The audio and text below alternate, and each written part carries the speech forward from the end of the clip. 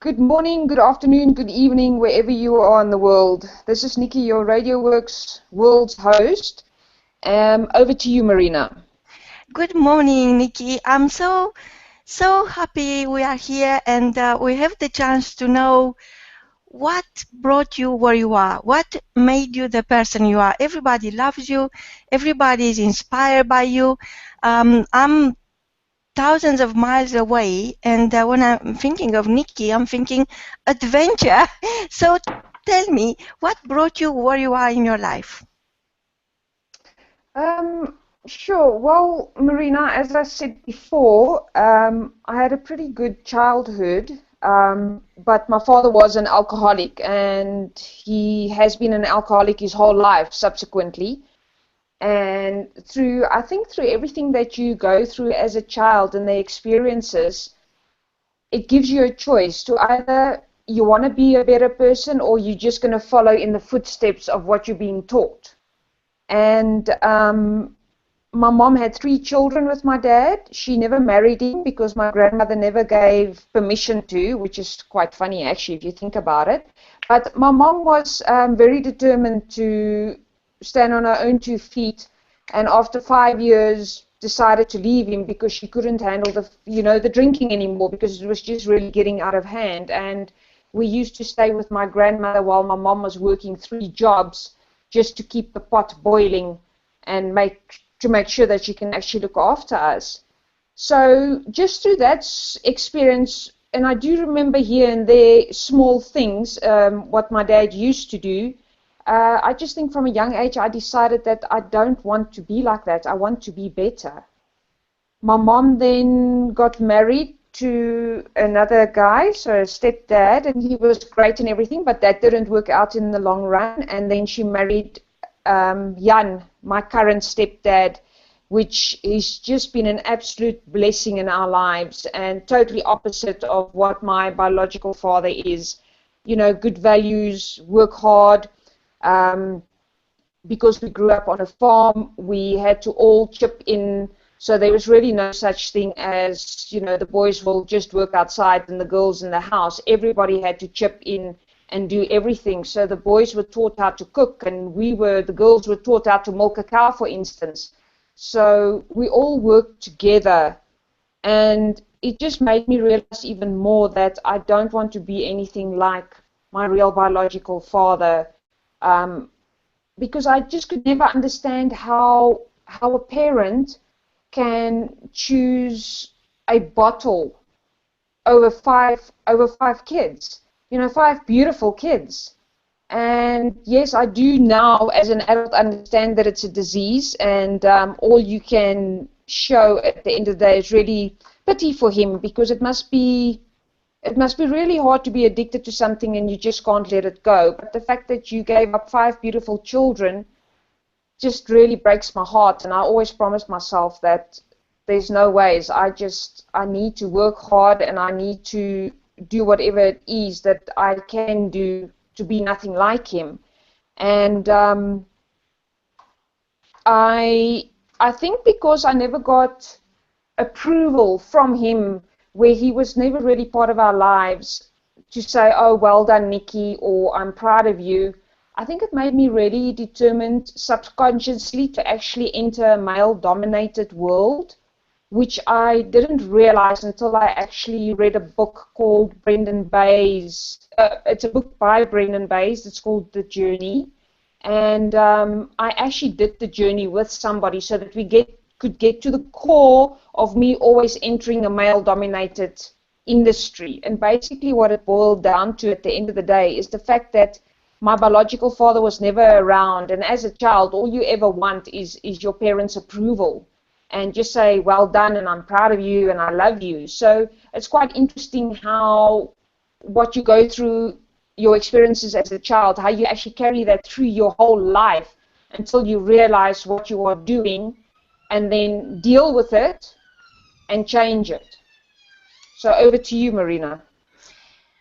Wow, Nickey. I feel in your voice, even if it's a long time ago, all these memories are not easy to share. And I really appreciate you sharing with our listeners, as I'm sure there are millions of people out there who were forced to grow into a better person simply because they did not like what they seen, and they didn't want to be a mini version of a weak person or somebody who is not able to make the right choices in life. So coming back to your childhood, how was a day in your childhood? Let's say, how would you start the day? Can you remember any particular day that was a significant day for you? Yes, I remember when my mom was working her 3 jobs and we were living with my gran. She was also living there, but because my gran had her own business, so she could actually look after us. So at the time, it was me, my sister, and my younger brother. And with my mom being there, she was just, no matter how much time she spent away from us, the first thing that she would do is come home in the evening and, just hug the kids and tell us that she loves us. And just, it was always happy. It was always happy. And with my grandmother as well, even though she was quite strict because she's quite old school, it was always a happy atmosphere. Everything was always done to keep the kids happy. I don't know, I remember happiness, and I'm talking without my father, because when he was there, he would either be under the influence, and if he was under the influence, he would be sleeping, really. So he didn't really feature much, but I do just remember happy days with my mom and really happy days with my grandmother, who looked after us quite a lot, helping my mom out to get back onto her feet. Wow, Nickey, so you are saying that the love of your family is still in your heart, and that makes you stronger, and the sense of community you understood and you embrace being a little girl started with living 3 generations together under the same roof. And how powerful is that bond?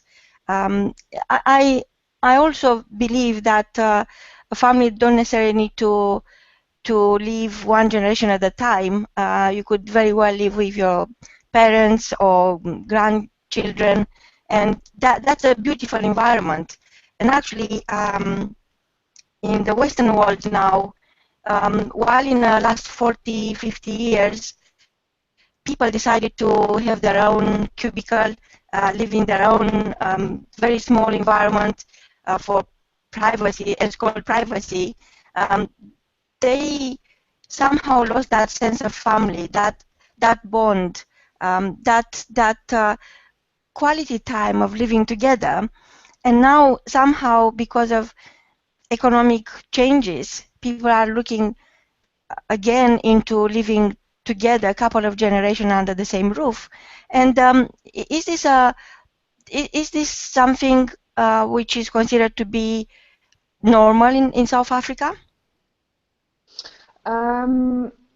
Not really. In the olden days, yes. I think the kids stayed longer with the parents, and then everybody moved out and did their own thing again. And like you said, with the economic state at the moment, our youngsters seem to stay with their parents longer because they actually cannot afford to get their own little place. And if they can afford something, then they will always share with friends, like a little community living together. But yes, I do think that we have lost, in the fast-paced world, we have lost the value of family and how important it is to make time for each other, because you just don't know what tomorrow brings.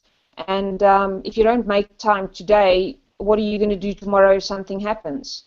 So we've actually got a policy, or just a standardized thing, that at least every 2 to 3 months we have a family get together, and it's compulsory. There's no excuse for not being able to actually make the family gathering, which is good, because then you can plan in advance. And when we have a family gathering now with brothers and sisters and mom and dad, my stepdad, we have the most amazing time because we're constantly laughing and giggling and teasing each other, and we'll play card games. And one routine that we also have is when we go to the farm where my parents live at the moment is all mobile phones has to be switched off. Put away, switched off, and that is that.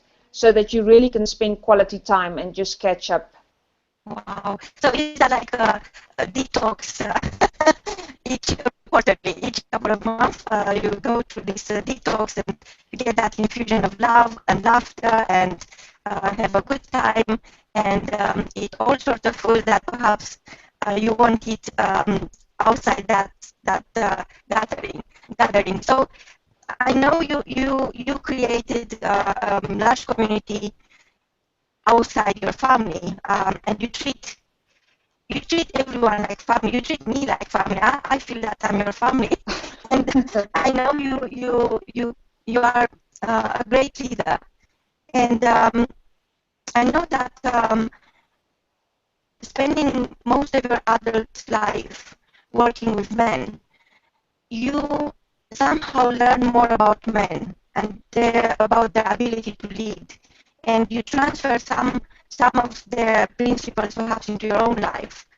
And you are very well organized, you are always on time, you are always focused, and those are qualities which are not necessarily, how should I put, natural for women. But I think with modern life and all the crushing demands made on men and women alike, I think it's very important for women to embrace those qualities and learn leadership. Because I think what you do through your ventures, business ventures, and creating communities and groups of people you train and taking them to push the limits and understand that it's up to them how far they want to go. I think it's all part of your bigger mission in life to discover life as an adventure, not as a problem to be solved. And I know you have a couple of projects going on, and I wanted to ask you for a while now, actually, what is that you want to create in this lifetime? What is your goal? What is that you want most? What is that you cannot live off? What is your passion? Sure. Well, I think my passion is to help people in any which way that I can. So whether it's through health and fitness, whether it is raising funds for for a charity, I don't know. I just love helping people and love seeing the smile on their faces when the outcome is positive. So I would think that, yeah, that's my passion. Just like yesterday, I was speaking to a member of mine, and her sister-in-law's got a little boy, and he was supposed to go in for an operation, and at the last minute, the medical aid just turned around and said, no, they're not going to pay, and they actually cancelled the operation, and this was a much-needed operation. The boy is only 4 years old, and his hips are pulling out of its sockets. So if they're going to wait any longer, it's going to be totally out. Anyway, so I spoke to my member. I said, okay, great, get the story to me, and I'll see what we can do. And we just had a general chat, and I said to her, well, let's start off by sending it to the different radio stations. We just need something short so that we can just get the word out there, because you never know who might stand up and help.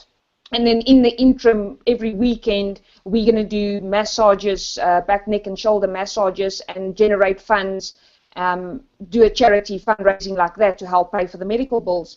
And she sent it to Radio 702, and funny enough, John Robbie read it over the radio yesterday, and we had a guy who phoned in and he said, it's not a problem, he will fit the medical bill, and we're going to meet up with him next week. So that was just from chatting to a member yesterday and giving advice of what we can do and how we can do it. So I would say, yes, my passion is to help people and to see them happy at the end of the day and actually make a difference.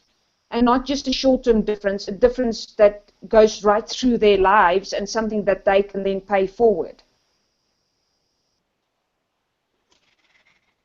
I feel the I feel the emotions in your voice, and I feel that what you do, who you are, Nickey, is not only a much needed, presence in your community, in your society, but you could inspire many other people around the world who are perhaps ready to help and make a difference, but they don't know if they can. They don't know if they have the courage. They don't know if they have the energy.